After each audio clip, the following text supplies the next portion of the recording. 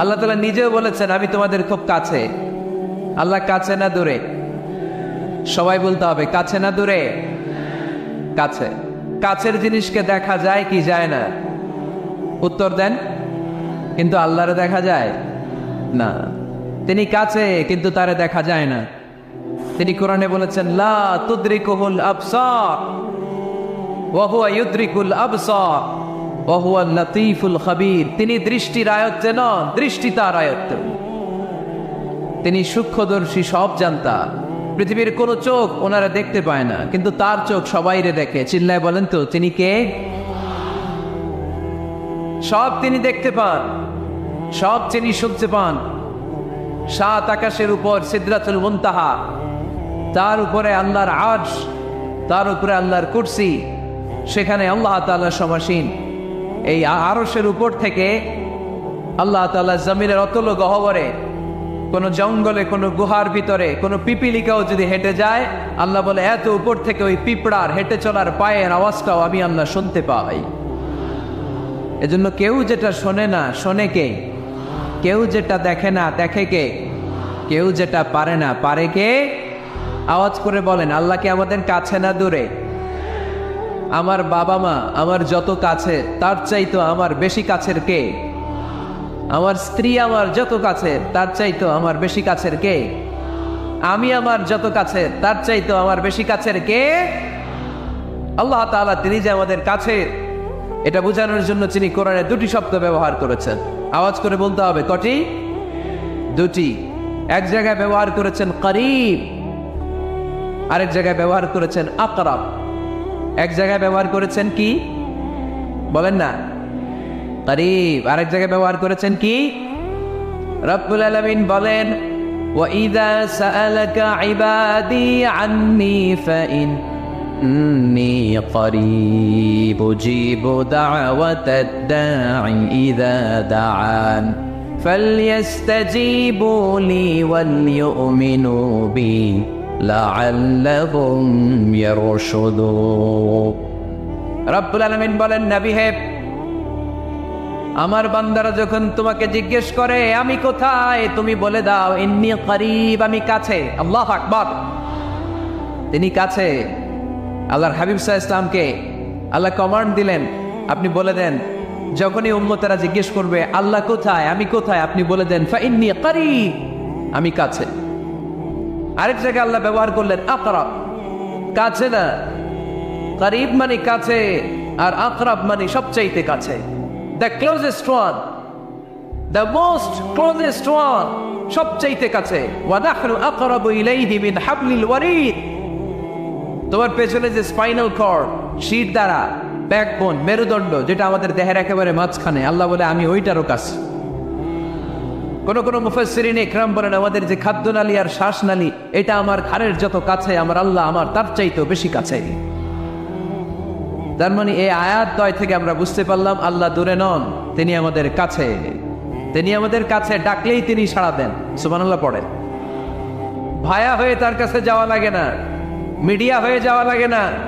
আমার সাথে দেখা করতে হইলে কত ভায়া হয়ে আসা লাগে, পাওয়া যাচ্ছে না। চেয়ারম্যান সাহেবের সাথে দেখা করতে হইলে কত অ্যাপয়েন্টমেন্ট নেওয়া লাগে। এমপি সাহেবের সাথে দেখা করতে হইলে এত ব্যস্ত মানুষ, পাওয়া যাচ্ছে না, ঘুরে ফিরে তারপরে যেতে হয়।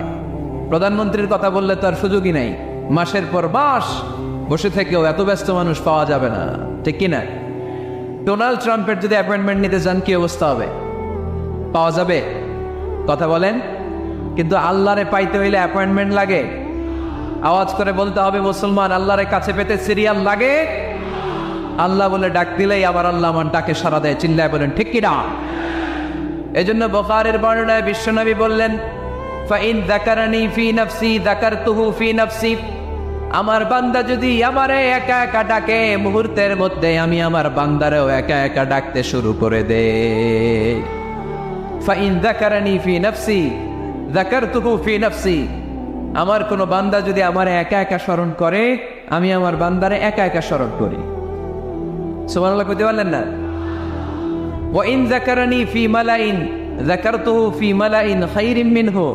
আর আমার বান্দা যদি আমাকে একা একা স্মরণ না করে বিশাল মহাসমাবেশে স্মরণ করে, তাহলে আমি আল্লাহ তাআলা আমার আরশে ফেরেশতাদেরকে নিয়ে এর চেয়ে বড় মহাসমাবেশ করে আমার বান্দারে স্মরণ করি। وإن تقرب إلي بشبر تقربت إليه ذراعا, আমার বান্দা যদি আমার দিকে 1 বিঘত আসতে চায়, আমি আমার বান্দার দিকে 1 হাত এগিয়ে যাই। আপনি 1 হাত আল্লাহর কাছে যেতে চাইলে আল্লাহ 1 হাত এগিয়ে যায়। وإن تقرب إلي ذراعا تقربت إليه باعا, আমার কোন বান্দা যদি আমার দিকে 1 হাত এগিয়ে আসে, আমি আমার বান্দার দিকে 2 হাত এগিয়ে যাই। وإن أتاني يمشي أتيته هرولا, আমার বান্দা যদি আমার দিকে হেঁটে হেঁটে আসতে চায়, আমি আমার বান্দার কাছে যাওয়ার জন্য দৌড়ে দৌড়ে ছুটে যাই। এজন্য আওয়াজ করে বলতে হবে, আল্লাহ কাছে না দূরে? আরো জোরে, কাছে না দূরে? দ্য মোস্ট ক্লোজেস্ট ওয়ান, সবচাইতে কাছে। চাইলে আমরা আল্লাহর কাছে যেতে পারি। তাই আজকের এই চমৎকার দুপুরে আমরা জেনে যাওয়ার চেষ্টা করব কিভাবে আমরা আল্লাহর কাছের হতে পারি, কি করে আল্লাহর নৈকট্য পেতে পারি, কি করে আল্লাহ তাআলার মুকাররাবিন বান্দাদের অন্তর্ভুক্ত হতে পারি। আল্লাহ আমাদের সবাইকে, এখানে উপস্থিত সবাইকে তোমার নৈকট্য প্রাপ্ত বান্দাদের অন্তর্ভুক্ত করে নাও। তোমার কাছের বান্দাদের তালিকায় আমাদের নামগুলো সেখানে তুমি তুলে নাও। আমরা যেন এমন কাজ করতে পারি যেই কাজ তোমার কাছের বান্দায় আমাদেরকে রূপান্তরিত করে। আমরা আওয়াজ করে পড়বো আমিন। তাহলে আমরা আল্লাহকে কাছে পেতে চাই, আল্লাহর নৈকট্য পেতে চাই। আমরা আজকে জেনে যেতে চাই কি কাজ করলে আল্লাহর নৈকট্য পাওয়া যায়, কি কাজ করলে আল্লাহর কাছে যাওয়া যায়। 2টা সোর্স থেকে জানবো। কয়টা সোর্স? এক হচ্ছে কোরআন, আরেক হচ্ছে সুন্নাহ। আওয়াজ করে জবাব দেন, এক হচ্ছে, আরেক হচ্ছে। তো আসেন কোরআনকে আমরা জিজ্ঞেস করি, কোরআন তুমি আমাদেরকে বলো কি করে আমরা আল্লাহর কাছে যেতে পারি, কি করে আমরা আল্লাহর কাছের বান্দা হতে পারি, কি করে আমরা আল্লাহ তাআলার নৈকট্য পেতে পারি। এবার কোরআন আমাদেরকে প্রেসক্রিপশন দিচ্ছে, শোনো, তোমরা যদি আল্লাহর নৈকট্য প্রাপ্ত বান্দা হতে চাও তাহলে সেজদায় লুটিয়ে পড়ো। সুবহানাল্লাহ পড়তে পারলেন না? ওয়াসজুদ ওয়াক্তারিব, ওয়াসজুদ ওয়াক্তারিব। কোরআনের নির্দেশ হচ্ছে সেজদায় লুটিয়ে পড়ো, আল্লাহর নৈকট্য হাসিল করো। ওয়াসজুদ ওয়াক্তারিব, সূরা আলাকের শেষ আয়াতের শেষাংশে আল্লাহ আমাদেরকে শিখাইয়া দিচ্ছেন, আমার কাছে আসতে চাও, ওয়াসজুদ, সেজদায় লুটিয়ে পড়ো, ওয়াক্তারিব, আমার কাছে চলে আসো। সুবহানাল্লাহ পড়েন। আমার সাথে সাথে আয়াতটা মুখস্থ করেন, আওয়াজ করে সবাই পড়েন, ওয়াসজুদ ওয়াক্তারিব, ওয়াসজুদ ওয়াক্তারিব। সবাই পড়েন না, ওয়াসজুদ ওয়াক্তারিব। এর মানে হচ্ছে সেজদায় লুটিয়ে পড়ো আর আমার কাছে আসো। prostrate and be closer to me, সেজদায় লুটিয়ে পড়ো আর আমার কাছে চলে আসো। সহিহ বুখারীর বর্ণনায় আল্লাহর হাবিব সাল্লাল্লাহু আলাইহি ওয়াসাল্লাম বললেন, আকরাবু মা ইয়াকুনুল আবদু মির রাব্বিহি ওয়া হুয়া সাজিদুন ফাআকসিরু ফীহি দুআ। বান্দা যখন সেজদায় লুটিয়ে পড়ে তখন বান্দা আল্লাহ তাআলার সবচেয়ে কাছে চলে যায়। ফাআকসিরু ফীহি দুআ, তাই তোমরা বেশি বেশি দোয়া করো। এজন্য সেজদায় পড়ে কি করবেন? কথা বলেন, আরো জোরে বলেন, সেজদায় কি করবেন? সেজদায় নত হও, অশ্রু ছাড়ো, প্রভুর শরণে হৃদয় গাড়ো। সেজদায় নত হও, অশ্রু ছাড়ো, প্রভুর শরণে হৃদয় গাড়ো। প্রাণ খুলে সব ব্যথা বলো প্রভুকে, বলো প্রভুকে। রাত কি কেটে যাবে ঘুমে অলসে, রাত কি কেটে যাবে ঘুমে অলসে। তুমি কি জানবে না তোমার নিজেকে প্রভুকে, রাত কি কেটে যাবে ঘুমে অলসে। ঠিক কিনা? ঘুমে অলসে আমাদের রাত কেটে যায়, সেজদা দেওয়ার সময় নাই। কখন প্রভুর দরবারে হাজিরা দেব, কখন সিজদা দেব? আল্লাহর হাবিব সাল্লাল্লাহু আলাইহি ওয়াসাল্লাম বললেন, আকরাবু মা ইয়াকুনুল আবদু মির রাব্বিহি ওয়া হুয়া সাজিদ ফাকসিরু ফীহি দুআ। তোমরা যখন সিজদায় লুটিয়ে পড়ো তখন তোমরা আল্লাহর সবচাইতে কাছে চলে যাও, এজন্য ওই সময় বেশি বেশি আল্লাহর কাছে চেয়ে নাও। সুবহানাল্লাহ পড়েন। মনের যত আকুতি আছে, যত জ্বালা আছে, যত বেদনা, সিজদায় পড়ে আল্লাহরে বলার দরকার আছে না নাই? কারণ কেউ যেটা শোনে না, শোনে কে? পরীক্ষায় ভালো করতে চান, সিজদায় লুটিয়ে পড়ে আল্লাহরে বলেন। নেককার স্ত্রী চান, সিজদায় পড়ে আল্লাহরে বলেন। নেককার সন্তান চান, সিজদায় লুটিয়ে পড়ে আল্লাহরে বলেন। বিসিএস পরীক্ষায় টিকতে চান, সিজদায় লুটিয়ে পড়ে আল্লাহকে বলেন। পাসপোর্ট দিয়ে রেখেছেন, ভিসা হয় না, সিজদায় লুটিয়ে পড়ে আল্লাহরে বলেন। মনের যত জ্বালা, যত যন্ত্রণা, যত আকুতি, যত হাহাকার, সিজদায় লুটিয়ে পড়ে আল্লাহরে বলেন। কারণ আল্লাহর দরবার এমন দরবার, এই দরবার থেকে কেউ কোনোদিন খালি হাতে ফিরে না। চিল্লায় বলেন ঠিক কিনা? কেউ ফিরে না খালি হাতে আল্লাহরে তোর দরবারেতে, তাই না? পড়েন সবাই, কেউ ফিরে না। আকরাবু মা ইয়াকুনুল আবদু মির রাব্বিহি ওয়া হুয়া সাজিদ। বান্দা যখন সিজদায় লুটিয়ে পড়ে, বান্দা আল্লাহর সবচাইতে কাছে চলে যায়। এই কথাটা মনে থাকবে আপনাদের সবার। আমরা কখন আল্লাহর সবচেয়ে কাছে যাই? আওয়াজ করে বলেন।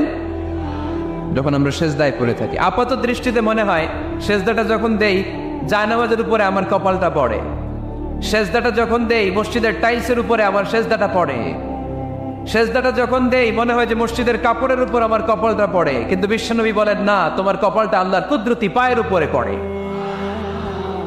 আকরাবু মা ইয়াকুনুল আবদু মির রাব্বিহি ওয়া হুয়া সাজিদ। বান্দা যখন সিজদায় লুটিয়ে পড়ে, বান্দা আল্লাহর সবচাইতে কাছে চলে যায়। তাহলে কোরআন আমাদেরকে জানালো, যদি আল্লাহর প্রিয় হতে চাও সিজদায় লুটিয়ে পড়ো। আল্লাহর প্রিয় হতে চাইলে কি করব? আওয়াজ করে বলেন, কি করতে হবে? আল্লাহর হাবিব সাল্লাল্লাহু আলাইহি ওয়াসাল্লাম লম্বা সময় ধরে রাতে সিজদায় পড়ে থাকতেন। আল্লাহর হাবিব সাল্লাল্লাহু আলাইহি ওয়াসাল্লামের সাহাবারা সব সময় লম্বা লম্বা রুকু দিতেন, লম্বা লম্বা সিজদা দিতেন। কিন্তু আমরা রুকুর মধ্যে তাড়াহুড়ো করি, সিজদা দিতে যে তাড়াহুড়ো করি, এরকম আছে না নাই? নিমসার এলাকায় এরকম কেউ নাই আলহামদুলিল্লাহ। আপনারা তাড়াহুড়ো করেন? করবেন না আমার ভাইয়েরা। There is no rushing in salah. সালাতে তাড়াহুড়ো নেই। There is no hastiness in salah. সালাতে কোনো তাড়াহুড়ো নেই। সল্লু সালাতান মুআদ্দি'। এমন ভাবে নামাজে দাঁড়াবেন মনে করবেন এটাই হতে পারে আমার জীবনের শেষ নামাজ, ঠিক কি না? Perform the salah as if this is your last and final prayer. এমন ভাবে মুসল্লায় দাঁড়ান মনে করেন এটাই হতে পারে জীবনের শেষ নামাজ। This is my last chance. এখন বাজে 3:30। কেউ যদি বলে আসরের যে নামাজটা পড়বেন এটাই আপনার জীবনের শেষ নামাজ, ওই নামাজ আপনি তাড়াহুড়া করবেন? কথা বলেন। আরে কাঁদতে কাঁদতে আপনি শেষ। এত সুন্দর ওযু বানাবেন, এত সুন্দর আতর মেখে যায় নামাজ বিছিয়ে পাঞ্জাবিটা পরে আপনি নামাজে দাঁড়াবেন। রুকুতে কি সুন্দর রুকু করবেন, লম্বা সময় সিজদা করে চোখের পানি দিয়ে তো সেদিন আপনার জায়নামাজ আপনি ভিজিয়ে দিবেন, ঠিক কিনা? কেন এমনটা করবেন? কারণ আপনি জেনে গিয়েছেন এটাই আমার শেষ নামাজ, তাই না? তো প্রতিটা নামাজের সময় এই জিনিসটা ভাবলে সমস্যা কোথায়? আমরা যে আরো আধা ঘন্টা এখানকার সবাই বেঁচে থাকবো কোনো গ্যারান্টি আছে? আরো 10 মিনিট হায়াত পাবো, গ্যারান্টি? 5 মিনিট, 2 মিনিট, শ্বাস যেটা নিলাম, ব্রেথ ইন করলাম, এটার ব্রেথ আউট করতে পারবো, কোনো গ্যারান্টি আছে? তো প্রতিটা সালাতের মুসল্লায় যখন দাঁড়াই এই চিন্তাটা আমাদের মাথায় আসে না কেন যে এটাই আমার শেষ নামাজ? সল্লু সালাতান মুআদ্দি'। আমার প্রিয় কুমিল্লাবাসী ভাইয়েরা, যখনই নামাজে আমরা দাঁড়াবো আমরা ভাববো হতে পারে এটাই আমার জীবনের শেষ নামাজ, এটাই জীবনের, ভাবা যাবে? আর লম্বা চূড়া রুকু করবেন, লম্বা সিজদা করবেন, রুকুতে পিঠটা সোজা রাখবেন। আল্লাহর হাবিব সাল্লাল্লাহু আলাইহি ওয়াসাল্লাম যখন রুকু করতেন পিঠটা থাকতো স্ট্রেট ফরওয়ার্ড, বাঁকাও না উঁচুও না, ওয়াকানা বাইনা যালিক। সাহাবারা বলতেন আল্লাহর হাবিব সাল্লাল্লাহু আলাইহি ওয়াসাল্লামের রুকুর পিঠের উপরে পানি ভর্তি কোনো গ্লাস রেখে দিলে গ্লাসটাও কাঁপবে না, পানিটাও পড়বে না। তার মানে বাঁকা ছিল পিঠ, তাই না? কি ছিল? সোজা। আবার আল্লাহর হাবিব সাল্লাল্লাহু আলাইহি ওয়াসাল্লাম বললেন সবচেয়ে বড় চোর যে নামাজে চুরি করে।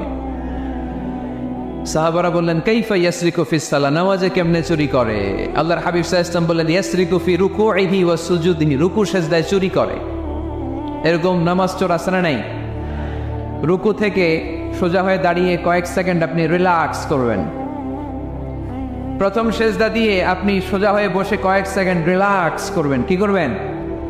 রিল্যাক্স। আওয়াজ করে পড়েন সবাই, রিল্যাক্স। নামাজে তাড়াহুড়ো নাই, সালাত হচ্ছে মেডিটেশন, রিল্যাক্স। এক সেজদা দিয়ে বসে আপনি রিল্যাক্স করবেন ধীরস্থির ভাবে, এরপরে দ্বিতীয় সেজদায় যাবেন। অনেকে সেজদা প্রথমটা দিয়ে কোন রকম মাথাটা তুইলেই আবার সেজদায় দৌড় মারে, আছে না নাই? রুকু থেকে স্ট্রেট ফরওয়ার্ড দাঁড়ানোর কথা, দাঁড়িয়ে 1-2 সেকেন্ড রিল্যাক্স করার কথা, ওইটা না করে রুকু থেকে কোন রকম মাথা তুলেই আবার সেজদায় দৌড় মারে, এরকম ডাকাত আছে না নাই? এরাই সালাত চোর। আমরা যেন নামাজ চোরের খাতায় নিজেদের নাম না তুলি, আমরা যেন বেশি বেশি আল্লাহর সেজদা দেই। তাহলে কোরআন আমাদেরকে জানালো, আমরা যদি আল্লাহর কাছে যেতে চাই কি করতে হবে? বইলা গেছি, খাইয়া পালাইছি, আওয়াজ করে বলেন কি করবেন? আল্লাহর হাবিব সাল্লাল্লাহু আলাইহি ওয়াসাল্লাম সব সময় লম্বা লম্বা সেজদায় পড়ে থাকতেন। আল্লাহর নবীর সাহাবারা সব সময় লম্বা লম্বা সেজদায় পড়ে থাকতেন। আল্লাহ বলেন তারাহুম রুকআন সুজদা। আপনি দেখবেন আল্লাহর নবীর সাহাবারা আবু বকর, ওমর, উসমান, আলী রাদিয়াল্লাহু তাআলা আনহুম আজমাইন, তাদের স্বভাব ছিল বিপদে পড়লেই লম্বা লম্বা সেজদায় পড়ে যেতে। এক সাহাবী এসে বললেন, ইয়া রাসূলুল্লাহ আল্লিমনি আমালান ইযা আমিলতুহু ইউদখিলুনিল জান্নাহ। আপনি আমার এমন একটা আমল শিখায় দেন যে আমল করলে আল্লাহ আমারে জান্নাতে ঢুকায় দিবে। আল্লাহর হাবিব সাল্লাল্লাহু আলাইহি ওয়াসাল্লাম বললেন, আলাইকা বিকাসরাতিস সুজুদ। তোমার উচিত বেশি বেশি আল্লাহর জন্য সেজদায় লুটিয়ে পড়া। বেশি বেশি সেজদায় লুটিয়ে পড়লে ওই সেজদাকারীর জন্য জান্নাতকে ওয়াজিব করে দেয় কে? কিয়ামতের ময়দানে আল্লাহ বলবেন, ও আমার বান্দারা আমার সেজদা দিয়ে দেখা। কারা কারা দুনিয়াতে সেজদা দিয়েছিলি, আজকে এই কিয়ামতের ময়দানে আমার সেজদা দিয়ে দেখা। আমরা যারা দুনিয়ার বুকে সেজদা দিয়েছি, আমরা আল্লাহু আকবার বলে সেজদায় লুটিয়ে পড়ব, আলহামদুলিল্লাহ পড়ে। আর যারা দুনিয়ার বুকে সেজদা দেয় নাই, মসজিদে যায় নাই, সেজদাকারীদের সাথে আন্দোলন করে নাই, তারা সেদিন অনেক চেষ্টা করেও তাদের পিঠটারে বাঁকা করতে পারবে না। তাদের পিঠটারে সেই দিন লোহার মতো শক্ত করে দিবে কে? يوم يكشف عن ساق ويدعون إلى السجود فلا يستطيعون। সেদিন আল্লাহ তাআলা ওনার পায়ের গোছা উন্মুক্ত করবেন, পায়ের গোছা দেখাবেন আর বলবেন, সেজদা দাও, সেজদা দাও। কারা দুনিয়াতে সেজদা দিয়েছো এখনই টের পাওয়া যাবে। আমরা আল্লাহু আকবার বলে সেজদায় লুটিয়ে পড়বো। কিন্তু যারা দুনিয়ায় সেজদা দেয় নাই, এরা অনেক চেষ্টা করো, পিঠটারে বাঁকাই করতে পারবে না, সেজদাতে দূরের কথা, এদের পিঠটারে লোহার রডের মতো শক্ত করে দিবে কে? এই দুনিয়াতে আমরা খালি চোখে যা দেখি সব কিছু সেজদা করে কারে? সূরা রহমানে আল্লাহ বললেন, ওয়ান নাজমু ওয়াশ-শাজারু ইয়াসজুদান। আকাশের তারকারাজি আর জমিনের বৃক্ষরাজি সব কিছু সেজদা দেয় একজন রে, তিনি কে? আকাশের তারাগুলো সেজদা দেয় কারে? এই গাছপালাগুলো সেজদা দেয় কারে? দেখছেন কোনোদিন? দেখেন নাই? ওই চোখ আমাদের নাই, তাই আমরা দেখি না। এই পৃথিবীর সব কিছু জিকির করে আল্লাহ, কিন্তু এই কান আমাদের নাই, এজন্য আমাদের কান দিয়ে আমরা শুনি না। রব্বুল আলামিন বলেন, ওয়া ইম মিন শাইইন ইল্লা ইউসাব্বিহু বিহামদিহি ওয়ালাকিন লা তাফকাহুনা তাসবিহাহুম। নবমণ্ডল ভূমণ্ডল যেখানেই যেটা থাকে না সব কিছু জিকির করে কার? এই যে আকাশের পাখিগুলো উড়ে বেড়ায়, পাখিগুলো জিকির করে কার? নদী নালা জিকির করে কার? সাগর মহাসাগর জিকির করে কার?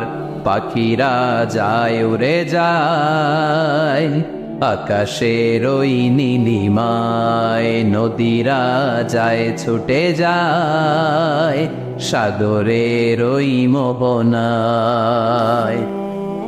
পাখ পাখালি আর সাগর নদী, পাখ পাখালি আর সাগর নদী, কার গুণগান গায়? আল্লাহু আল্লাহ, আল্লাহু আল্লাহ, আল্লাহর গুণগান গায়। সবাই পড়েন আল্লাহ আল্লাহ আল্লাহ আল্লাহ আল্লাহর গুণগান গায়। সুবহানাল্লাহ পড়েন।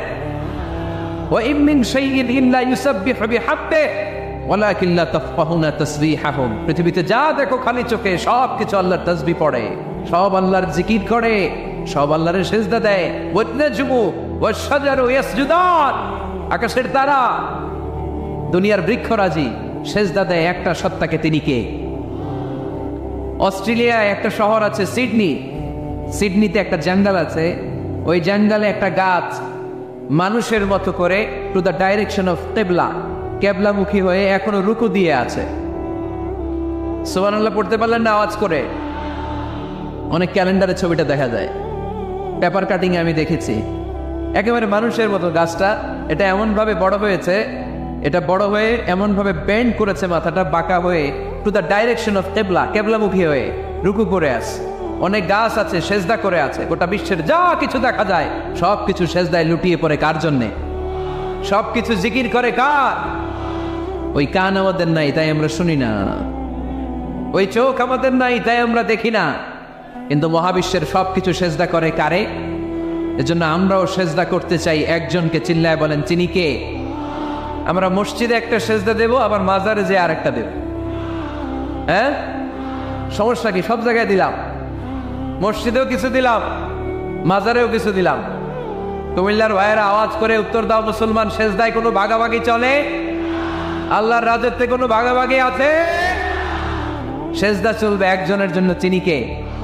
কোনো ভণ্ডামির সাথে ইসলামের কোনো সম্পর্ক, ভণ্ডামির সাথে কোরআনের কোনো সম্পর্ক।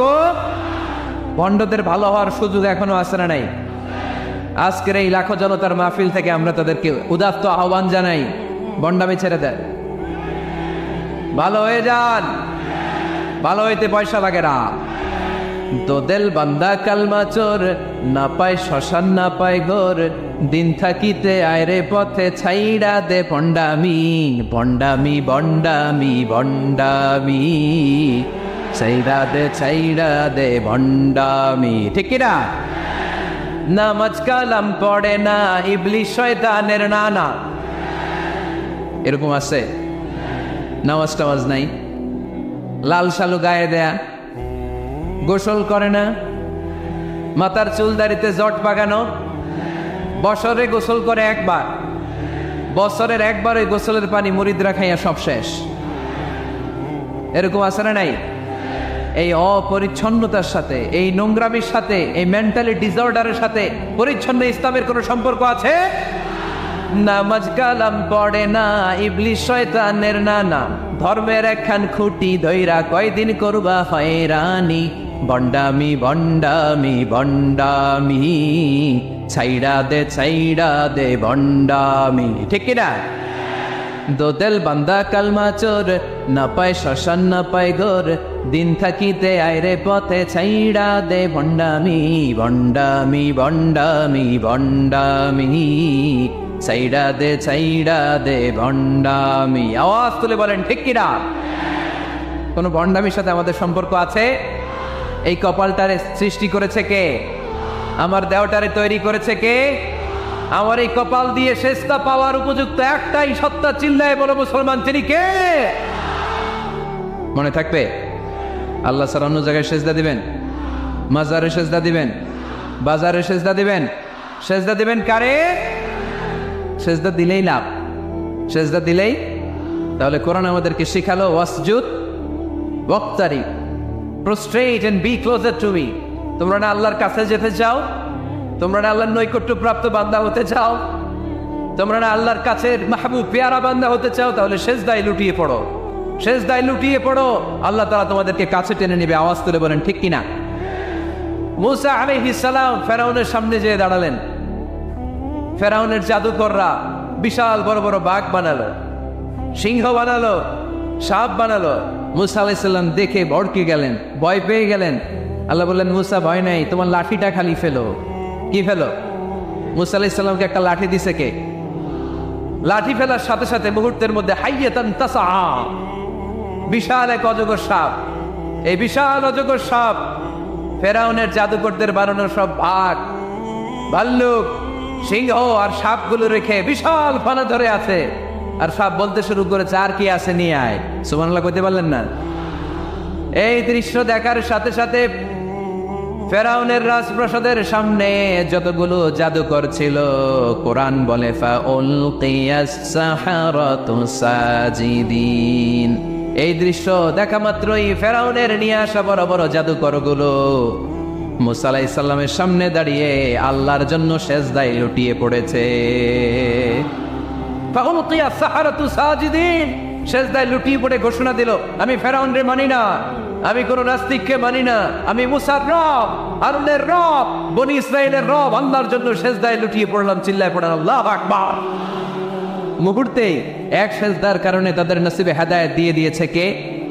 পৃথিবীর কেউ কাউরে হেদায়েত দিতে পারে? অনেক বাবা ছিল নবী, ছেলের কপালে হেদায়েত নাই, আছে না নাই? অনেক ছেলে ছিল নবী, বাবার কপালে হেদায়েত নাই, আছে না নাই? হেদায়েত দেওয়ার মালিক একজন, চিল্লায় বলেন তিনি কে?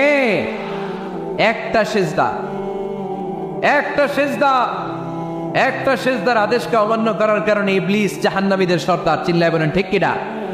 وَإِذْ قُلْنَا لِلْمَلَائِكَةِ اسْجُدُوا لِآدَمَ فَسَجَدُوا إِلَّا إِبْلِيسَ أَبَى وَاسْتَكْبَرَ وَكَانَ مِنَ الْكَافِرِينَ। আল্লাহ বললেন, ও ফেরেশতাকুল সবাই আমার আদেশ মোতাবেক আদমকে সেজদা করো। সবাই সেজদা করলো, একজন ছাড়া, সে কে? আরো জোরে বলেন। অস্বীকার করলো, ওয়াস্তাকবার, অহংকার দেখালো, ওয়া কানা মিনাল কাফিরিন, কাফিরদের অন্তর্ভুক্ত হলো, জাহান্নামীদের সর্দার হলো। কয়টা সেজদার আদেশ? আওয়াজ করে বলেন, কয়টা সেজদার আদেশ অমান্য করছে? সেজদা কয়টা দেয় নাই? আপনি দেন নাই কয়টা? হ্যাঁ, আমরা দেই নাই কয়টা? এক সেজদা না দিয়া জাহান্নামীদের লিডার। আমরা সেজদা মিস করছি কয়টা? কয়টা? মুসলমান সেজদায় লুটিয়ে পড়তে হবে একজনের খুশির জন্য, তিনি কে? তাহলে কোরআনকে যে প্রশ্ন করেছি, কোরআন সব উত্তর দিয়ে ফেললো। কোরআন আমাদেরকে জানিয়ে দিল, তোমরা সবাই আল্লাহর নৈকট্যপ্রাপ্ত বান্দা হতে চাও, আল্লাহর কাছের বান্দা হতে চাও, তাহলে ওয়াসজুদ, কি করো? সবাই বলে নাই, আওয়াজ করে বলো মুসলমান, ওয়াসজুদ মানে কি? সেজদা করো। সেজদা করলেই আল্লাহর কাছে যাওয়া যায়। মনের যত জ্বালা যন্ত্রণা দুঃখ ব্যথা আপনি সেজদায় পড়ে আল্লাহরে বলেন। কোনো বায়া লাগবে না, কোনো মিডিয়া লাগে না, কোনো সিরিয়াল লাগে না, কোনো অ্যাপয়েন্টমেন্ট লাগে না। ডাকতে দেরি, ডাকে সাড়া দিতে দেরি হয় না। তাহলে কোরআনের আলোকে আজকে আমরা জেনে গেলাম আল্লাহর কাছে যেতে হলে সেজদায় লুটিয়ে পড়তে হয়। এবার আমরা সুন্নাহর আলোকে জানার চেষ্টা করব কি করে আল্লাহর কাছে যেতে হয়। শুনবেন? কষ্ট হচ্ছে নাকি আপনাদের? সুন্নাহকে যদি আমরা জিজ্ঞেস করি, বিশ্বনবী রেখে যাওয়া সুন্নাতে যদি আমরা একটু তালাশ করি, একটু স্ক্যানিং করি, একটু চোখ বোলাই, তাহলে সুন্নাহ আমাদেরকে বলে বেশি বেশি নফল ইবাদত করো আর আল্লাহর নৈকট্য হাসিল করো। সুবহানাল্লাহ পড়বেন না? কোরআন বলেছে সেজদায় লুটিয়ে পড়ো। যা যা বললাম আমি ওঠার আগে জিজ্ঞেস করে আবার শুনে যাব, কারণ আমি মনে করি এটা ক্লাস। এটা কি ক্লাসে পড়া দেওয়া নেওয়া আছে না নাই? এতক্ষণ পড়ানোর পরে জিজ্ঞেস করার দরকার আছে না নাই? কোরআন বলছে কি আর সুন্নাহ কি বলে? নফল ইবাদত। আওয়াজ করে বলতে হবে, সুন্নাহ কি বলে? বুখারীর বর্ণনা, আল্লাহর হাবিব সাল্লাল্লাহু আলাইহি ওয়াসাল্লাম বলেন, মা ইয়াজালু আবদি ইয়াতাকাররাবু ইলাইয়া বিন-নওয়াফিল, বান্দা যত বেশি নফল ইবাদত করতে থাকে, করতে করতে করতে করতে বান্দা আমার কাছের নৈকট্য প্রাপ্ত বান্দা হয়ে যায়।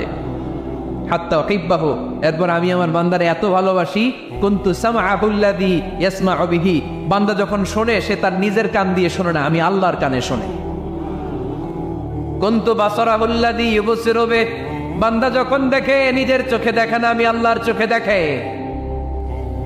ওয়া ইয়াদাহুল্লাযী ইয়াবতিশু বিহা, বান্দা যখন কিছু ধরে বান্দার হাতে ধরে না, আমি আল্লাহর হাতে ধরে। ওয়ারিজলাহুল্লাতী ইয়ামশি বিহা, বান্দা যখন হেঁটে যায় ওর নিজের পায়ে হাঁটে না, কেমন যেন আমি আল্লাহর পায়ে হাঁটে। আওয়াজ করে বলতে হবে আল্লাহু আকবার।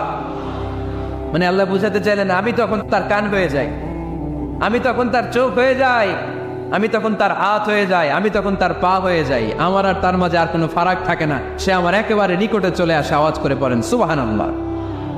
এই জন্য বিশ্বনবী সাল্লাল্লাহু আলাইহি ওয়াসাল্লাম বদরের প্রান্তরে তলোয়ার নাই, ঘোড়া নাই, ওট নাই, সৈন্য সামন্ত নাই, না খেয়ে হাড্ডি সারা 313 জন মুসলমানকে নিয়ে আল্লাহর উপর ভরসা করে বদরের প্রান্তরে দাঁড়ালেন। আর ওইদিকে কাফেরদের সৈন্যবাহিনী ছিল 1000। কয় হাজার? মুসলমান কয়জন? মাত্র 313 জন। ওদের কাছে অস্ত্র শস্ত্রে সজ্জিত সেনাবাহিনী। বিশ্বনবীর 313 জনের কাছে তলোয়ার নাই, ঘোড়া নাই, কিচ্ছু নাই। বিশ্বনবী আল্লাহর উপর ভরসা করে এক মুষ্টি বালি নিয়ে ওয়াশাহাতিল ওযু, কাফেরদের চোখগুলো ধ্বংস হোক বলে তিনি বালুগুলো ছড়িয়ে দিলেন। মুহূর্তের মধ্যে 1000 সৈন্যবাহিনীর কাফের সৈনিকদের চোখের মধ্যে ধূলিকণা পৌঁছে দিল কে? আল্লাহর হাবিব সাল্লাল্লাহু আলাইহি ওয়াসাল্লাম বদরের প্রান্তর থেকে এক মুষ্টি বালু নিয়ে বললেন শাহাতিল ওযু, বলে তিনি বালু ছুড়ে মারলেন। 1000 সৈন্যবাহিনীর চোখের মধ্যে বালু ছড়াই দিছে কে? বুঝে শুনে উত্তর দিয়েন। এখানে 1000 লোক দাঁড়ানো, আমি বালু নিলাম, গায়ের যত জোর আছে সবার চোখের দিকে মারলাম। 1000 জনের চোখের ভিতরে ঢুকবে সর্বোচ্চ 5 জন, বেশি হইলে 10 জন, তার চেয়ে বেশি হইলে 20 জন, বেশি হইলে 50 জন। বুঝে শুনে উত্তর দিয়েন। আমার মুষ্টিবদ্ধ বালু ছুঁড়ে মারলে 1000 মানুষের চোখের মধ্যে পড়বে? আওয়াজ করে বলেন পড়বে। এজন্য আল্লাহ বলেন নবী ওটা তুমি মারো না, ওটা আমি মারছি। সুবহানাল্লাহ নাই? আল্লাহ বিশ্বনবীর ডেকে বলেন ওমা রামাইতা ইয রামাইতা ওয়ালাকিন্নাল্লাহা রামা। নবী বালু তুমি ঠিকই তোমার হাতে নিয়েছো, কিন্তু আমি আল্লাহর নিজ দায়িত্বে 1000 কাফেরের চোখের ভেতরে বালুগুলো পৌঁছে দিয়েছি। তাহলে বান্দা যখন নফল ইবাদত করে তখন বান্দার হাত আর বান্দার হাত থাকে না, ওইখানে আল্লাহর হাত যুক্ত হয়ে যায়। বান্দার পা থাকে না, সেখানে আল্লাহর পা যুক্ত হয়ে যায়। বান্দা যখন দেখে নিজ চোখে দেখে না, আল্লাহর দৃষ্টিশক্তি সেখানে যুক্ত হয়ে যায়। চিল্লায় বলেন ঠিক কি না? এজন্য নফল ইবাদত করতে রাজি আছেন তো? সুনানে তিরমিজির বর্ণনায় আল্লাহর হাবিব সাল্লাল্লাহু আলাইহি ওয়াসাল্লাম বললেন হাদিসে কুদসি কিয়ামতের দিন বান্দার যখন ফরজে ঘাটতি হবে, কিসে ঘাটতি হবে? ফরজে। আল্লাহ পাক বলবেন উনজুরু আল্লি আবদি মিন তাতাওয়ু, ও ফেরেশতারা দেখো তো আমার বান্দা নফল করছে কিনা। ফরজে যেহেতু তার ঘাটতি, দেখো তো আমার বান্দার কোনো নফল ইবাদত আছে কিনা। ফেরেশতারা বলবে আছে। আল্লাহ বলবেন তাহলে ফরজগুলার যেহেতু ঘাটতি, নফল থেকে কিছু এনে ফরজে বসাই দিয়ে ওগুলোর ফরজ বানায় দাও। এজন্য নফল ইবাদতের দরকার আছে না নাই? ফরজ তো করাই লাগবে, এটা কম্পালসারি, এটার মাফ নাই, এটা অব্লিগেটরি। নফল করে আল্লাহর কাছে যাওয়া যায়। নফল হচ্ছে ওভার টাইম। নফল ইবাদত কেমন? আওয়াজ করে বলেন। তাহলে কোরআনের আলোকে আমরা জানলাম যে আল্লাহর কাছে যেতে হলে কি করতে হয়? সেজদা দিতে হয়। আর সুন্নাহর আলোকে আমরা জানলাম আল্লাহর কাছে যেতে হলে কি করার মাধ্যমে কাছে যেতে হয়? আওয়াজ করে বলেন। নফল ইবাদত করতে রাজি আছেন সবাই? সবচাইতে শ্রেষ্ঠ নফল ইবাদত হচ্ছে কোরআনের তেলাওয়াত, ঠিক কিনা? আল্লাহর হাবিব সাল্লাল্লাহু আলাইহি ওয়াসাল্লাম বলেন নফল ইবাদতের মাধ্যমে আল্লাহর কাছে যেতে চাও, নৈকট্যপ্রাপ্ত বান্দা হতে চাও, আফদালুল ইবাদাতি তিলাওয়াতুল কোরআন। সবচাইতে যত নফল ইবাদতের লিস্ট হতে পারে, এই লিস্টে র্যাঙ্কিং এ 1 নাম্বার থাকবে কোরআনের তেলাওয়াত। এই কোরআন তেলাওয়াত করতে রাজি আছেন তো? আমার হাতে যে কিতাবটার নাম কি? সবাই বলতে পারেন নাই? আওয়াজ করে বলেন তো কিতাবটার নাম। এই কিতাবে ভুল আছে, সন্দেহ আছে, সংশয় আছে? এটা আলোর পথ দেখায়। এই কিতাব মানুষকে মানুষের মতো মানুষ বানায়, ঠিক কিনা? গরুর পেট থেকে বেরোলে ওটা গরু, ছাগলের পেট থেকে বেরোলে ওটা ছাগল হয়, মানুষের পেট থেকে বেরোলে ওটা মানুষ হয় না, ওটার মানুষ বানাইতে হয়। মানুষ বানানোর জন্য কোরআন পড়ার দরকার আছে না নাই? তাহলে নফল ইবাদত করে আমরা আল্লাহর নৈকট্য পেতে চাই। 1 নাম্বার যে ইবাদতের কথা আপনাদেরকে শোনালাম সেটা হচ্ছে কোরআনের তেলাওয়াত। রাজি আছেন সবাই?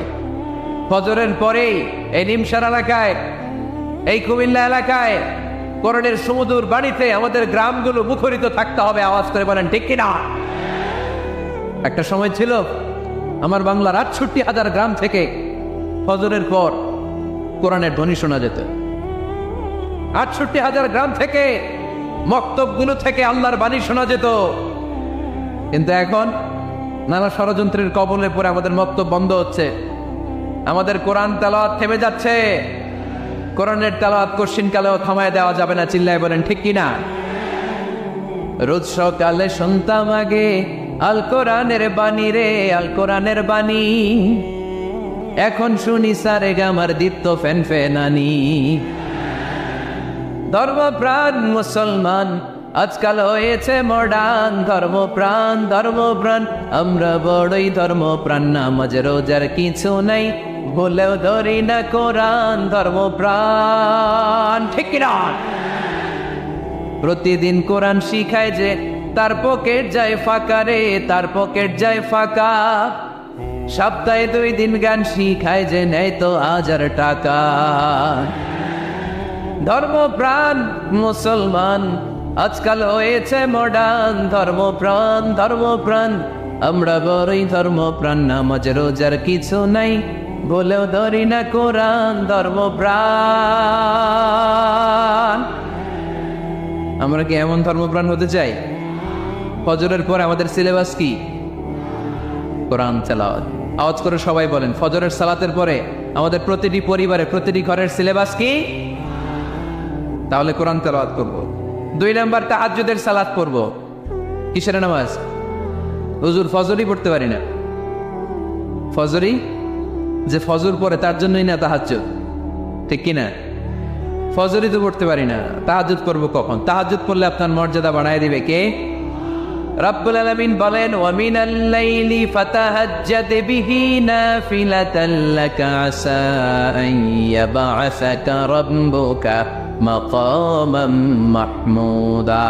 তাহাজ্জুদের নামাজ যারা পড়বে তাদের মর্যাদা বাড়িয়ে দেয় কে? কারণ ওই মুহূর্তে আল্লাহ প্রথম আকাশে নেমে আসেন আর ডাকে, আলা মিন মুস্তাগফিরিন আগফিরাল্লাহ। কার ক্ষমা দরকার? ক্ষমা চা, ক্ষমা করে দেব। আলা মিন মুস্তাগফির আকসুলা। কার খাবারের দরকার? পোশাকের দরকার? চাও, দিয়ে দেব। চাও, কার কি লাগবে? চাও, আমি দিয়ে দেব। এজন্য শেষ রাতের দোয়া আল্লাহ কবুল করে। এই যে রমজান আসতেছে না সামনে, কোন মাসে রমজান? এপ্রিলে। রমজানে তাহাজ্জুদ পড়ার একটা সুবর্ণ সুযোগ, কারণ সাহারি খাওয়ার জন্য তো ওটাই লাগে। একটু তাহাজ্জুদের অভ্যাস করবো আমরা। রাজি আছি তো সবাই? 3 নম্বর নফল ইবাদত হচ্ছে দোয়া। সবাই সবার জন্য দোয়া করবো। অনেকে কয়, হুজুর আমার দোয়া আমি করবো, ওরটা ওই করবো, এর লেগে আমি করুম কেন? আছে না নাই? না, এটা বল। নিজের জন্য করবেন, অন্যের জন্য করবেন। মা মিন আবদিন মুসলিম ইয়াদউ লিআখিহিল মুসলিম ইল্লা ক্বালা লাহুল মালাকু ওয়া লাকা বিমিসলিন। কোন বান্দা যখন তার ভাইয়ের জন্য দোয়া করে, ফেরেশতারা বলে, আল্লাহ এই দোয়াটা যে দোয়া করছে আগে তার জন্য কবুল করে নাও। আপনি দোয়া করলেন, আল্লাহ আমার ভাই অসুস্থ, তারে সুস্থ করে দাও। ফেরেশতারা বলে, আল্লাহ যিনি দোয়া করতেছে তার যদি কোনো অসুস্থতা থাকে আগে তারে সুস্থ করে দাও। তাহলে অন্যের জন্য দোয়া করলে লাভ আছে না নেই? দোয়া করতে জানে না অনেকে। দোয়ার আলোচনা আছে আমার, ইউটিউবে সার্চ দিবে দোয়া, মিজানুর রহমান আনসারী পেয়ে যাবেন। It's an art. দোয়াটা একটা শিল্প। এটার মধ্যে চোখের পানি জুড়ে দিবেন, আবেগ জুড়ে দিবেন, মুহূর্তেই আরশের মধ্যে যে নক করবে। সুবহানাল্লাহ কইবেন না? চোখের পানির দাম আল্লাহর কাছে খুব বেশি। 2 ফোঁটা পানি। কি আপনারা বিরক্ত হয়ে গেছেন? আর 2-1 মিনিট বসেন। 2 ফোঁটা পানি আল্লাহর কাছে প্রিয়। আওয়াজ করে বলেন, কয় ফোঁটা? 2 ফোঁটা। এক হচ্ছে জিহাদের ময়দানে রক্তের ফোঁটা, আরেক হচ্ছে অনুতপ্ত বান্দার চোখের পানির ফোঁটা। অনুতপ্ত বান্দা যখন অনুতপ্ত হয়ে কাঁদে, তার চোখের পানি চোখ বেয়ে নাকের ডগা বেয়ে মাটিতে পড়ার আগেই ওই বান্দার সব গুনাহ আল্লাহ মাফ করে দেয়। তাহলে প্রথমে কোরআন তেলাওয়াত, তারপর তাহাজ্জুদের নামাজ, তারপরে দোয়া, 4 নম্বরে জিকির। জিকির নফল ইবাদত, ঠিক কিনা? জিকির করতে করতে স্টেজের উপর উঠে যাবেন আপনারা সবাই। পারবেন কারা কারা? হাত তোলেন। কত বড় সাহস দেখছেন? আমার উপরে বলে লাফায় উঠবে। বাঁশ আছে জায়গায়, বাঁশ। হ্যাঁ, না এটা করবেন না।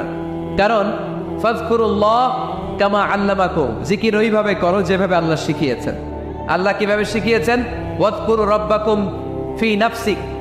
দেখেন, জিকির করার পদ্ধতি কোরআন থেকে শোনেন। মনে মনে করো, তাদাররুআন সবিনয়ে করো, খিফাতান ভীত বিহবল চিত্তে করো, দুনাল জাহরি মিনাল কওল অনুচ্চ স্বরে, বেশি আওয়াজ করে লাফালাফি করো না। এটা হচ্ছে জিকির করার পদ্ধতি। জিকির করার পদ্ধতি আল্লাহর হাবিব শিখালেন, আহাব্বুল কালামি ইলাল্লাহি আরবাআ। আল্লাহর কাছে সবচেয়ে প্রিয় কথা কয়টি? 1 নাম্বার সুবহানাল্লাহ, 2 নাম্বার আলহামদুলিল্লাহ। 3 নাম্বার লা ইলাহা ইল্লাল্লাহ। 4 নাম্বার আল্লাহু আকবার। এর চেয়ে শ্রেষ্ঠ জিকির আর হতে পারে? আবার আল্লাহর হাবিব সাল্লাল্লাহু আলাইহি ওয়াসাল্লাম বললেন, মান ক্বালা লা ইলাহা ইল্লাল্লাহ দাখালাল জান্নাহ। একবার লা ইলাহা বলে যে মরতে পারবে তার জন্য জান্নাত ওয়াজিব করে দিবে কে? এই জিকিরগুলো করবেন হাতের গিড়ায়, আঙ্গুলের গিড়া আছে না, ডান হাত তোলেন তো, এরকম গিড়াগুলো দেখান তো আমারে, এইভাবে সুবহানাল্লাহ সুবহানাল্লাহ সুবহানাল্লাহ। এটা সুন্নাত, পারা যাবে? আব্দুল্লাহ ইবনে আমর ইবনে আল-আস বলেন, রাআইতু রাসূলুল্লাহি সাল্লাল্লাহু আলাইহি ওয়াসাল্লাম ইয়াকিদু তাসবিহা বিয়ামিনি। আমি নিজ চোখে আল্লাহ রাসূল সাল্লাল্লাহু আলাইহি ওয়াসাল্লামকে ডান হাতের গিড়াতে এরকম তাসবিহ পড়তে দেখেছি। সুবহানাল্লাহ পড়েন, নীরবে নিঃশব্দে জিকির করবেন। হ্যাঁ, এটা ঠিক। তালিমের জন্য একটু আওয়াজ করে প্রয়োজনে মাঝে মাঝে জিকির করা যায়, যেমন এইভাবে পড়েন, সুবহানাল্লাহ আলহামদুলিল্লাহ লা ইলাহা ইল্লাল্লাহ সুবহানাল্লাহ লা ইলাহা ইল্লাল্লাহ মুহাম্মাদুর রাসূলুল্লাহ সাল্লাল্লাহু আলাইহি ওয়াসাল্লাম। এই যে আপনাদেরকে এখন আমি তালিম দিলাম, এই তালিমের উদ্দেশ্যে সুন্দরভাবে অল্প আওয়াজে জিকির করা যায়, কিন্তু চিৎকার চেঁচামেচি করে, আমার দিকে তাকান, এদিকে তাকান, চিৎকার চেঁচামেচি করে লাফালাফি করে জিকির করা যাবে? জিকির করতে করতে প্যান্ডেলের বাঁশের মাথায় ওঠা যাবে? যিনি জিকির পরিচালনা করতেছেন ওনার ঘাড়ে ওঠা যাবে? যাবে? আল্লাহর হাবিব সাল্লাল্লাহু আলাইহি ওয়াসাল্লাম জিকির করতেছেন, আবু বকর ওমর ফারুক বসা, আবু বকর রাদিয়াল্লাহু আনহু জিকির করতে করতে আল্লাহ রাসূলের ঘাড়ে। হাদিসে আছে না এগুলা? কথা কয় না। আল্লাহর হাবিব সাল্লাল্লাহু আলাইহি ওয়াসাল্লাম তাসবিহ পড়তেছেন, ওমর ফারুক জিকির করতে করতে এশকের ঠেলায় আল্লাহর নবীর কান্দে। গোটা বিশ্বের কোন হাদিসের কিতাবে এই পন্থায় জিকির দেখানো যাবে? কোরআনের কথা শুনেন, ফাযকুরুল্লাহ কামা আল্লামাকুম, ওইভাবে আল্লাহর জিকির করো যেমন করে আল্লাহ তোমাদের শিখিয়েছেন। কোন হাদিস দেখাতে পারবেন যে আবু বকর রাদিয়াল্লাহু তাআলা আনহু জিকির করতে করতে, আরব দেশে সৌদিতে ছিল খেজুর গাছ, জিকির করতে করতে খেজুর গাছের আগায়, ওমরে ফারুক খেজুর গাছের আগায়? তো এগুলো পেলেন কোথায়? কেন এগুলো করেন? আল্লাহর হাবিব সাল্লাল্লাহু আলাইহি ওয়াসাল্লাম না, আল্লাহর হাবিব সাল্লাল্লাহু আলাইহি ওয়াসাল্লাম যেভাবে জিকির শিখিয়েছেন আমরা ওইভাবে করব। বরকত দিবে কে? 5 নাম্বার নফল ইবাদত, দান খয়রাত করব। রাজি আছেন? গোপন দান, গোপন দান আল্লাহর রাগ কমায় দেয়। কোনো কারণে আমার রব যদি আমার উপর রেগে থাকে, আমি গোপন দান করলে ওই রাগটা মুহূর্তে ঠান্ডা হয়ে যায়। আল্লাকা সিররুন ইনদাল্লাহ বাইনাকা আনতা ওয়া বাইনাল্লাহ, আল্লাকা সাদাকাতুন তাখফা লা ইয়ালামুহা ইল্লাল্লাহ, আল্লাকা সিররুন ইনদাল্লাহ বাইনাকা আনতা ওয়া বাইনাল্লাহ, আল্লাকা সাদাকাতুন তাখফা লা ইয়ালামুহা ইল্লাল্লাহ। সুবহানাল্লাহ পড়েন। তোমার আর তোমার রবের এমন কোন গোপন বিষয় আছে নাকি যেটা তুমি আর তোমার রব ছাড়া কেউ জানে না? তুমি জীবনে এরকম গোপন দান করছো নাকি যেটা আল্লাহ ছাড়া কেউ দেখেনি? ওই দানটা আল্লাহ পছন্দ করে। সর্বশেষ কথা বলি, শেষ কথা, মানুষকে খাওয়াবেন। মানুষকে কি করবেন? খাওয়ানোর চেয়ে ভালো নফল ইবাদত আছে? কি করবেন? খাইবেন। কি করবেন? খাওয়াতে রাজি আছেন তো? কিয়ামতের দিন আল্লাহ তাআলা বলবে, এই বনি আদম, আমি তোমার কাছে খাবার চাইছিলাম, তুমি আমার খাবার দাও নাই। বনি আদম বলবে, আল্লাহ আপনি যদি খাবার চাইতেন খাবারের বস্তা নিয়ে যাইতাম। আল্লাহ তাআলা বলবেন, এই যে না খেয়ে থাকা পথ শিশুগুলো, শীতের রাতে শুয়ে থাকা না খেয়ে থাকা শিশুগুলো খাবার চেয়েছিল, তুমি খাবার দাও নাই, ওদেরকে খাওয়ালেই আমি আল্লাহকে খাওয়ানো হয়ে যেত। এজন্য রাব্বুল আলামিন বলেন, যালিকাল কিতাবু লা রাইবা ফীহি হুদাল লিল মুত্তাকিন। This is the book, there is no doubt in it. এটা এমন বই যেটাতে সন্দেহ নাই, এটা মুত্তাকিনদের জন্য পথ প্রদর্শনকারী। তাহলে এই কথাটা, এই মেসেজটা আজকে আমাদেরকে মুখস্থ করে নিয়ে যেতে হবে যে কোরআন হেদায়েতের কিতাব। এটা কিসের কিতাব? পথ দেখায়, সত্যের পথ, কল্যাণের পথ, জান্নাতের পথ। ইয়াহদি লিল্লাতি হিয়া আকওয়াম, যে পথটা খুব সুদৃঢ়, খুব মজবুত। কোরআনের এই পথে ডানে বায়ে কোনো মোড় নাই, কোনো ইউটার্ন নাই, কোনো চৌমুহনী নাই, স্ট্রেট ফরওয়ার্ড। এই রাস্তায় যদি দুনিয়ায় আমরা চলতে শুরু করি, এই রাস্তা শেষ হয়ে যাবে জান্নাতুল ফেরদাউসের ভেতরে। আওয়াজ করে পড়ি সুবহানাল্লাহ। এজন্য এই কোরআন থেকে আমাদেরকে হেদায়েত নিতে হবে, এই কোরআন থেকে আমাদেরকে গাইডেন্স নিতে হবে। আমাদের জীবনের চলার পথে যেখানেই আমরা সমস্যায় পড়ব, এই কোরআন থেকে আমাদের গাইডেন্স, হেদায়াত, পথ প্রদর্শন যেটা আল্লাহ তাআলা আমাদের জন্য দিয়েছে, সেটা আমাদেরকে গ্রহণ করতে হবে। কারণ এই কিতাব এমন কিতাব যেটা মানুষকে অন্ধকারচ্ছন্ন একটা পথ থেকে আলোর পথ দেখায়, ঠিক কিনা? বামপন্থীদেরকে ডানপন্থী বানায়, ঠিক কিনা? রব্বুল আলামিন বলেন, আলিফ লাম রা কিতাবুন আনজালনাহু ইলাইকা লিতুখরিজান নাসা মিনাল যুলুমাতি ইলান। Muhammad, I've revealed this book in order to lead the mankind out of darkness into the light. অন্ধকারাচ্ছন্ন মানুষগুলোকে অন্ধকার থেকে বের করে টেনে এনে আলোর পথে উঠিয়ে দেওয়ার জন্য এই কোরআনকে পাঠিয়েছে কে? তাহলে আমরা বুঝলাম এটা বিজ্ঞানের কিতাব নয়, যদিও বিজ্ঞান নিয়ে কোরআন কথা বলেছে। এটা ইতিহাসের বই নয়, যদিও অনেক ইতিহাস কোরআনে আছে। এটা গল্পের বই নয়, যদিও নবীদের গল্প পাওয়া যায় এই কিতাবে। এটা হেদায়েতের কিতাব। কিসের কিতাব? আরো জোরে বলতে হবে, কিসের কিতাব? আল্লাহ বলেছেন, মা ফাররাতনা ফিল কিতাবি মিন শাই। এই কিতাবে তোমাদের প্রয়োজনীয়, জরুরি এমন কোনো কিছু আমি বাকি রেখে দেই নাই। ওয়া নাযালনা আলাইকাল কিতাবা তিবয়ানান লিকুল্লি শাই। মানব প্রয়োজনীয় সব কিছু এই কিতাবের মধ্যে দিয়ে দিয়েছে কে? রান্নাঘর থেকে বঙ্গভবন কিভাবে চালাতে হয়, আছে না নাই? ঘরে বসে বসে কাঁথা সেলাই থেকে শুরু করে মহাকাশের সূক্ষ্মাতি সূক্ষ্ম কাজ কেমন করে পরিচালনা করতে হয়, আছে না নাই? রাজনৈতিক অঙ্গনকে কেমন করে সেটেল করতে হয়, লিড দিতে হয়, সেটাও আল্লাহর কোরআনে আছে না নাই? কিভাবে বিয়ে শাদী করতে হবে, আছে না নাই? সমাজে কি করে শান্তি প্রতিষ্ঠা করতে হয়, আছে না নাই? তিবয়ানান লিকুল্লি শাই। সব জিনিসের সুস্পষ্ট ব্যাখ্যা, যা বলার আল্লাহ সব বলে দিয়েছে। কোরআন কি শুরু করেছে আল্লাহ বিসমিল্লাহির রহমানির রহিম দিয়ে, মানে বা দিয়ে। কি দিয়ে? কথা বলেন, কি দিয়ে? বা দিয়ে। আর শেষ করেছে সূরা নাস দিয়ে, মিনাল জিন্নাতি ওয়ান নাস। সিন, বার সিন মিলালে কি হয়? এবার বাসে চড়ে গুলিস্তান। বাসে চড়ে কই যাব? গুলিস্তান। ওই বাস? ওই বাস নাকি? না, ওই বাস না। এই বাস মানে যথেষ্ট, এনাফ। যা বলা হয়েছে 30 পারা এনাফ। হেদায়েতের জন্য নতুন কিছু লাগবে না। ব্ল্যাক হোলের সামনে আসে, বাচ্চার মুখে হাওয়াই মিঠাই দিলে যেমনি হাওয়াই মিঠাই মুহূর্তেই নাই, ওই তারাও মুহূর্তেই নাই। সুবহানাল্লাহ। মাতুয়াইনে হাওয়াই মিঠাই পাওয়া যায়? পাওয়া যায়? কই পাওয়া যায়? হ্যাঁ, আগে যখন আমরা ছোট ছিলাম আমরা এগুলো খাইতাম তো। কটকটি, কটকটি আছে এখন? ঘরের ওই যে পুরান জোতা টোতা, প্লাস্টিকের বোতল, এগুলো দিয়ে আমরা কটকটি খাইতাম। আর খাইতাম এই হাওয়াই মিঠাই, খুব মজা লাগতো। এগুলো এরকম গোল করে সাজায় রাখতো, জিব্বায় লাগাইলেই নাই। খাইছেন আপনারা? এই ব্ল্যাক হোল হচ্ছে এমন যে ব্ল্যাক হোলের রেঞ্জের মধ্যে কোনো তারা ঘুরতে ঘুরতে ঘুরতে যদি চলে আসে, হাওয়াই মিঠাই মুখে লাগাইলে যেমনি নাই, ওই তারাও নাই।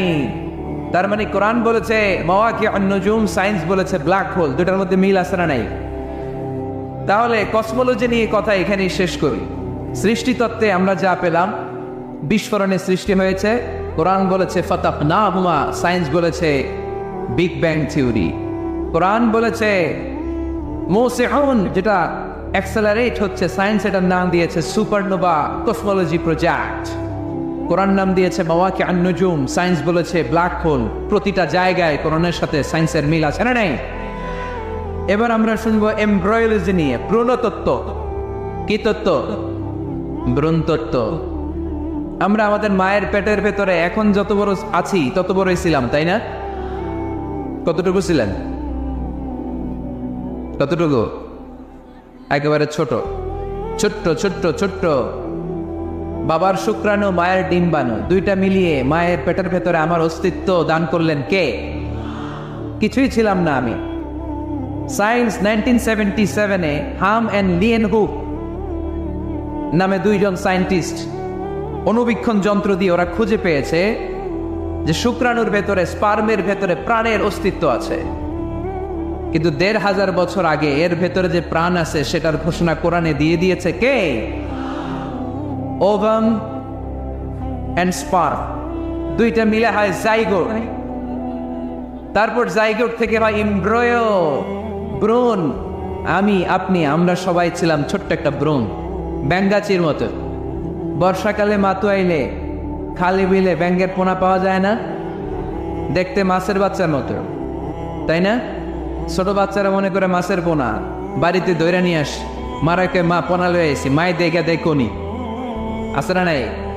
আসলে কি এটা মাছ? এটা কি ব্যাঙের পোনা? তো আমরা, আমি, আপনি, প্রত্যেকে আমরা ব্যাঙের পোনার মতো ছিলাম, রক্তচোষা জোকের মতো ছিলাম, মায়ের জরায়ুর দেয়ালের মধ্যে লেগেছিলাম। তারপরে আল্লাহ তাআলা আমাদেরকে বড় করতে আরম্ভ করলেন।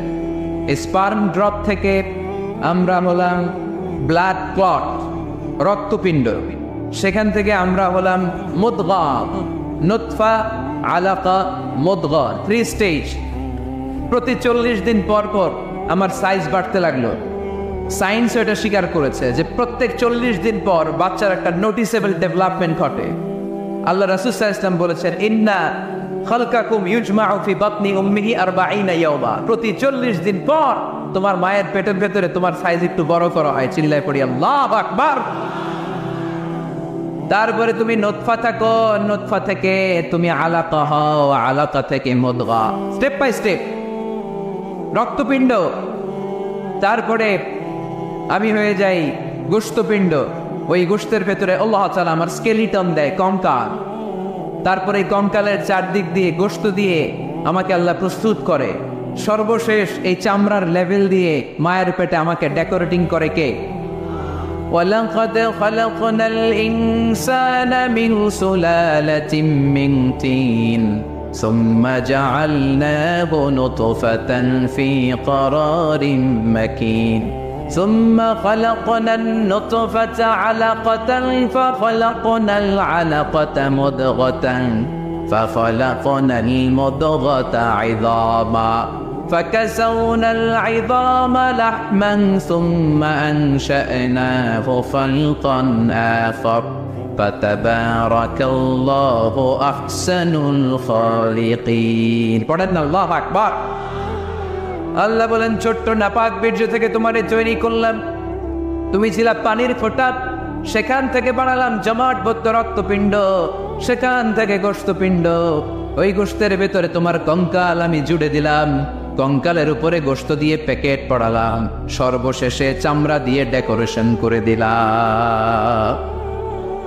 ছোট্ট ছিলাম আমরা, একেবারে ছোট্ট, অনেক ছোট্ট। আস্তে আস্তে আমার হাত গজালো, আমার পা গজালো, আমার হেয়ারিং সিস্টেম চালু হলো, আমার রেসপিরেটরি সিস্টেম চালু হলো, আমার ডাইজেস্টিভ সিস্টেম চালু হলো, আমার স্টোমাক হলো, আমার ব্লাড সার্কুলেশন শুরু হলো, আমার হার্টের 2টা পার্টিশন হলো। আল্লাহ রূপের ফুৎকার দিলেন, আমি মানুষ হয়ে দুনিয়ায় আসলাম। সুবহানাল্লাহ। 2টা পার্টিশন করে দিলেন। আর এই পাম্প মেশিন আমার মায়ের পেটের ভেতরেই চালু করে দিলেন কে? এক মুহূর্তের জন্য যদি এই পাম্প মেশিনটা বন্ধ হয়ে যায়, মুহূর্তে আমার ঠুস বানায় দিবে কে? আরে মানুষ রঙিন ফানুষ দম ফুরাইলে তবু তো ভাই কারোরই নাই একটুখানি। আরে মানুষ রঙিন ফানুষ, রঙিন ফানুষ, আরে মানুষ। আল্লাহু আকবার। 2টা জিনিস আল্লাহ দেয়, রূহ দেয় আর ফেরেশতা দেয়। কি দেয়? রূহ দেয় আর ফেরেশতা দেয়। মানুষ যখন মরে যায় 2টাই চলে যায়, রূহটাও চলে যায়, ফেরেশতাও চলে যায়, ঠিক কিনা? আমাদের কাঁধে ফেরেশতা আছে না নাই? 2 কান্দে ছিল যে তোমারে 2 জনা পাহারা, তোমারে একলা থুইয়া পালাইছে তাহারা। তোমার 8 কুঠুরি 9 দরজা বন্ধ এবার হলো রে, হলো মুখে আল্লাহ রসুল সবে বলো, ও মুখে আল্লাহ রসুল সবে বলো। দুয়ারে আইসাছে পালকি নাই ওরে, গাও তো হলো রে তোলো, মুখে আল্লাহ রসুল সবে বলো। ঠিক কিনা? রুহুর ফুৎকার যখন মায়ের পেটে দিলেন, হার্টবিট চালু হয়ে গেল অলিন্দ নিলয়। বাংলায় কি বলে, ইংরেজিতে সিস্টলিক অ্যান্ড ডায়াস্টলিক। ধপ ধপ ধপ করে আমার এই হার্টের পার্টিশন থেকে ধপ ধপ করে আমি যে পৃথিবীতে এসেছি এটা জানান দিল কে? এই প্রক্রিয়ায় আল্লাহ আমারে বানালেন। এই যে এতগুলো মাস মায়ের পেটের ভেতরে ছিলাম, পৃথিবীর কেউ আমারে খাবার দিতে পারছে, চিকিৎসা করতে পারছে? যেই কবিরাজ আমারে খাবার দিলেন, অক্সিজেন দিলেন, ওই কবিরাজের নাম কি? আল্লাহ। 7 মাস আল্লাহ বললেন ফি যুলুমাতিন সালাস, 3টা প্যাকেটের ভিতরে তুমি ছিলা। কোরআন বলে কয়টা প্যাকেট? জোরে বলেন, সবাই বলেন কয়টা? কোরআনের ভাষ্য মতে 3টা প্যাকেট। মডার্ন সায়েন্সও তাই বলেছে, 3টা প্যাকেট। প্রথম প্যাকেটের নাম প্লাসেন্টা, ইংরেজিতে বলে প্লাসেন্টা। এটা হচ্ছে ফুল। বাচ্চা বেরো আর কিছুক্ষণ পরে মায়ের জরায়ের ওখান থেকে একটা ফুল বেরিয়ে আসে, এইটার প্যাকেটে ছিলাম। প্যাকেট বানাইছিল কে? 2 নম্বর প্যাকেটের নাম ওম, মায়ের জরায়ু, জরায়ুর প্যাকেটের ভিতরে ছিলাম। 3 নম্বর হচ্ছে আমার মায়ের পেট, আর বেলি, এই পেটের প্যাকেট। 3টা প্যাকেটের ভিতরে ফি করারিন মাকিন, গোপনতম প্রকোষ্ঠে আমাকে মায়ের পেটের ভেতর থেকে পৃথিবীতে বের করে দিল কে? কত ক্ষুদ্র ছিলাম, সেখানে আমি বিজয়ী হয়েছি, ঠিক কিনা? এই যে লাম, তারা প্রমাণ করেছে যে অণুবীক্ষণ যন্ত্র দিয়ে তারা দেখেছে 1 ফোঁটা বীর্যের ভেতরে 20 কোটি শুক্রাণু যদি না থাকে, তাহলে ওই ফোঁটা শুক্রাণু থেকে মায়ের গর্ভে কোনো সন্তান জন্মলাভ করে না। কয় কোটি? আমি ওই 20 কোটি শুক্রাণুর একটা, আপনি ওই 20 কোটি শুক্রাণুর একটা, ঠিক কিনা? তার মানে মহা একটা যুদ্ধ হয়েছিল তখন ডিম্বাণুর ভেতরে আঘাত করার জন্য। সেই যুদ্ধে 19,99,99,999 শুক্রাণুকে পেছনে ফেলে ওই খেলায় চ্যাম্পিয়ন হয়েছিলাম আমি। চিল্লায় বলেন ঠিক কিনা? ওই দিন মায়ের পেটে যে আমার অস্তিত্বের জানান আমি দিয়েছিলাম, তখন আমার হাত ছিল নাকি? পা ছিল? দাঁতা ছিল? দাঁতে ছিল? টাকা ছিল? ব্যাংক ব্যালেন্স ছিল? কিছুই ছিল না। তখন আমি বিজয়ী হয়েছি। তখনও যখন আমি বিজয় লাভ করতে পেরেছি, এই দুনিয়ার বুকে এসেও আমাদের বিজয় কেউ ঠেকায় রাখতে পারবে না। চিল্লায় বলেন ঠিক কিনা? আমরা বিজয় করতে এসেছি, যাই করব আমরা ভালোভাবে করব, এটা ইসলামের শিক্ষা, ঠিক কিনা? কাজ ছোট হোক বড় হোক, ভালো করলে সওয়াব আছে না নাই? যে কোনো কাজ করো না ভাই, যে কোনো কাজ করো, তা যেন হয় সবার চেয়ে সবচেয়ে সুন্দর। যে কোনো কাজ করো না ভাই, যে কোনো কাজ করো, তা যেন হয় সবার চেয়ে সবচেয়ে সুন্দর। হোক না সেটা পড়ালেখা, রঙের ভাষায় ছবি আঁকা, হোক না সেটা সামান্য কাজ কিংবা মহত্তর, তা যেন হয় সবার চেয়ে সবচেয়ে সুন্দর। আলহামদুলিল্লাহ পড়ো। কাজ ছোট হোক কিংবা বড় হোক, ওটা ভালো করে করতে বলছে কে? ভালো করে করলে ওই কাজে বরকত দিবে কে? কাজে কোনো লজ্জা আছে? শ্রমে কোনো লজ্জা আছে? চাকরি ব্যবসায় কোনো লজ্জা আছে? লজ্জা অলসতায়। লজ্জা কিসে? মাতোয়াইলের ছেলেরা মনে থাকবে, কাজে লজ্জা পাওয়া যাবে। Never under estimate any job, big or small. ছোট হোক বড় হোক, কোনো চাকরিকে নাক ছিটকানো যাবে না। কাজ করে বেঁচে থাকতে হবে, এটাই ইসলামের শিক্ষা, ঠিক কিনা? তাহলে এই এমব্রায়োলজির এই সংক্ষিপ্ত পরিসরের যে আলোচনা, এটাতে আমরা বুঝলাম সায়েন্স যা বলেছে তার সবটুকু কোরআনের সাথে মিল আছে না নেই? কোনো অমিল আছে? যদি কোনো অমিল তারা খুঁজে পায়, দে হ্যাভ টু ওয়েট। সায়েন্সের কি করতে হবে? অপেক্ষা করতে হবে। কারণ শুরুতে যা বলেছে এটা মনে রাখতে হবে কিন্তু, কারণ সায়েন্সের মূল থিওরি, সায়েন্সের কোনো থিওরি ফাইনাল না। আর কোরআনের মূল থিওরি, কোরআন যাই বলেছে তার সবটাই ফাইনাল। চিল্লায় বলো ঠিক কিনা?